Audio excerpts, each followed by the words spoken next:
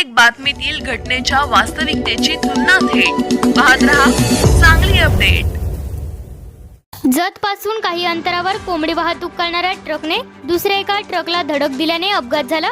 या अपघातात एक जण किरकोळ जखमी झाला असून याबाबत अधिक माहिती अशी की जत कडून कर्नाटकच्या दिशेने कोंबडी घेऊन जाणारा ट्रक आयशर टेम्पो क्रमांक KA 48 A0074 हा मुचंडी पासून काही अंतरावर पाच्छापूर जवळ रस्त्याचे काम चालू असल्याने रोडवर बॅरिकेड लावण्यात आले होते।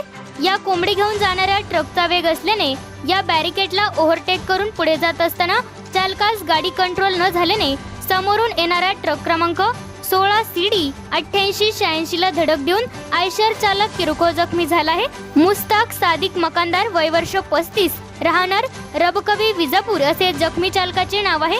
रात्री हा अपघात घडताच ग्रामस्थांनी त्या वाहनांमधून कोंबड्या पळवल्या। सोबतच घटनास्थळावर अनेक कोंबड्या मृत्युमुखी पडल्या होत्या। तातडीने या कोंबड्या इतरत्र हलवण्यात आल्या।